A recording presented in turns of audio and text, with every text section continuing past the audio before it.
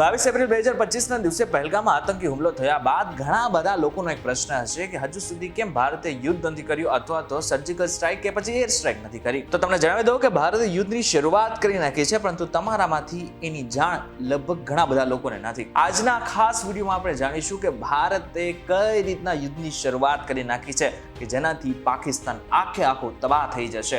એટલા માટે થઈને આજનો આ વિડીયો પૂરો જોઈને જજો.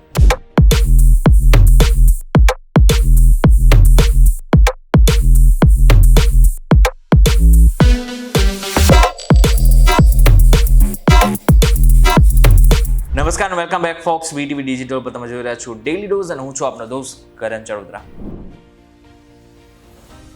પહેલગામમાં હુમલો જે થયો ને એ લશ્કરે તૈયબાના કમાન્ડર સૈફુલ્લા કાસોની ઝીણવટભરી યોજના હતી. 15 એપ્રિલ 2025ના દિવસે 4 આતંકવાદીઓએ બેસરણ વેલીની 4 અલગ અલગ જગ્યાઓની રેકી કરી હતી અને આ બાદ એમને ખબર હતી કે આ જગ્યા ઉપર પોલીસ નથી અને એમને એ પણ ખબર હતી કે આ જગ્યા ઉપર આર્મી પણ નથી.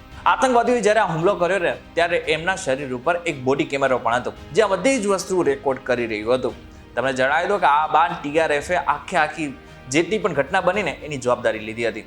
જો કે આ બાદ શું થયું, આ બાદ TRFએ આખી જે જવાબદારી પોતે લીધી હતી ને ત્યારે એમ કહી દીધું કે અમે આ નથી કરેલું, અમારું તો ટેલિગ્રામ એકાઉન્ટ જ કોઈકે હેક કરી નાખ્યું છે. 29 એપ્રિલ 2025ના દિવસે પ્રધાનમંત્રી નરેન્દ્ર મોદીએ રાજનાથ સિંહ, રાષ્ટ્રીય સુરક્ષા સલાહકાર Ajit Doval, chief of defence staff general Anil Chauhan, army chief general Upendra Dwivedi, navy chief admiral Dinesh કે ત્રિપાઠી અને એરફોર્સ ચીફ માર્શલ અમરપ્રીત સિંહ સાથે ઉચ્ચ સ્તરીય વોર રૂમ બેઠક યોજી. અને આ બાદ સેનાને સંપૂર્ણ જવાબદારી પ્રધાનમંત્રી નરેન્દ્ર મોદીએ સોંપી દીધી છે. એટલે કે સમય, લક્ષ્ય અને કાર્યવાહીની રીત બધી જ વસ્તુ સેના નક્કી કરશે. જોકે આ મીટિંગ થઈને આ બાદ પાકિસ્તાન આખું હચમચી ગયું હતું અને એકચ્યુઅલમાં તો અડધી રાત્રે એમને મીટિંગ પણ બોલાવવી પડી અને પ્રેસ કોન્ફરન્સ પણ કરવી પડી, જેમાં એમને કહેવું પડ્યું હતું કે ભારત ગમે ત્યારે એટલે કે 24 થી 36 કલાકની અંદર પાકિસ્તાન ઉપર હુમલો કરી શકે છે. જોકે આ થયું એના બીજા દિવસે જ પાકિસ્તાને અલગ રીતે LOC ઉપર સીઝ ફાયર કરવાની કોશિશ કરી. જોકે ભારતે એનો જડબાતોડ રીતે જવાબ પણ આપ્યો. એરફોર્સે રાફેલ વિમાનો સાથે લાંબા અંતરની યુદ્ધ પેટ્રોલિંગ અને હવાઈ સંરક્ષણને મજબૂત કર્યું, જેમાં 300 કિલોમીટરની રેન્જ વાળી સ્કેલ્પ મિસાઇલોનો ઉપયોગ શક્ય છે. સાયબર મોરચે ભારતે લગભગ પાકિસ્તાની 16 કરતા પણ વધારે યુટ્યુબ ચેનલને બેન કરી નાખી. આટલું જ નહીં, ભારતે રાજદ્વારી અને આર્થિક મોરચે પણ યુદ્ધની શરૂઆત કરી નાખી છે. વિદેશ મંત્રી S જયશંકરે રશિયા, દક્ષિણ કોરિયા, ડેનમાર્ક અને કુવેત સાથે વાતચીત કરી છે અને હુમલાની નિંદા માટે આંતરરાષ્ટ્રીય સમર્થન પણ મેળવ્યું છે. આટલું જ નહીં, સિંધુ જળ સંધિ રદ કરીને ભારતે સૌથી મોટું યુદ્ધ છેડી નાખ્યું છે કે જેની જાણ કદાચ પાકિસ્તાને ક્યારેય નહોતી. કદાચ પાકિસ્તાને ક્યારે વિચાર્યું પણ નહીં હોય કે ભારત આવું પગલું પણ લઈ શકે છે.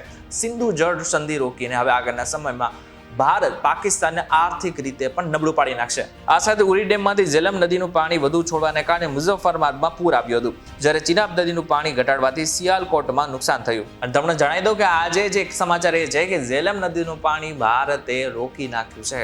એના જ કારણે આગળના સમયમાં પાકિસ્તાનમાં પાણી માટે યુદ્ધ શરૂ થશે. હવે કદાચ તમે પ્રશ્ન થતો હશે કે પાકિસ્તાનમાં શું નદી નહીં હોય? 24 નદીઓ છે, પરંતુ જેટલી પણ મોટી નદીઓ છે ને એ 3 છે: ઝેલમ, ચિનાબ અને સિંધુ. આનું પાણી હવે ભારત આગળના સમયમાં ધીરે કરીને બંધ કરી નાખશે, જેને જ કારણે ચોક્કસથી પાકિસ્તાનમાં ભૂખમરો અને પાણી માટે લોકો વલખા મારશે, જેની સંપૂર્ણ જવાબદારી એકચ્યુઅલમાં તો ત્યાંની સરકાર અને સેનાની છે. 1999 બાદ એકચ્યુઅલમાં પાકિસ્તાનની સેના ભારત સાથે ક્યારે લડી જ નથી, કારણ કે એમને પણ ખબર છે કે ભારત સાથે આ રીતના યુદ્ધ આપણે ક્યારે જીતી જ નહીં શકીએ. એટલે એમને શું કર્યું, આતંકવાદીઓને ગોઠવ્યા. આતંકવાદી ધીરે કરીને 1-2 વર્ષે અથવા તો 2-4 વર્ષે આવા પ્રકારના હુમલાઓ કરીને ભારતને અલગ રીતે નબળું પાડવાની કોશિશ કરે છે. આ વખતે એમને શું કર્યું, આ વખતે ધર્મ પૂછીને અલગ રીતે ભારતના લોકોને વિભાજન કરવાની કોશિશ કરી. જો કે એક સારી વાત એ પણ સામે આવી કે ભારતના લોકોએ આને એ રીતના લીધું જ નહીં અને હિન્દુ અને મુસ્લિમે બંને આનો વિરોધ કર્યો હતો.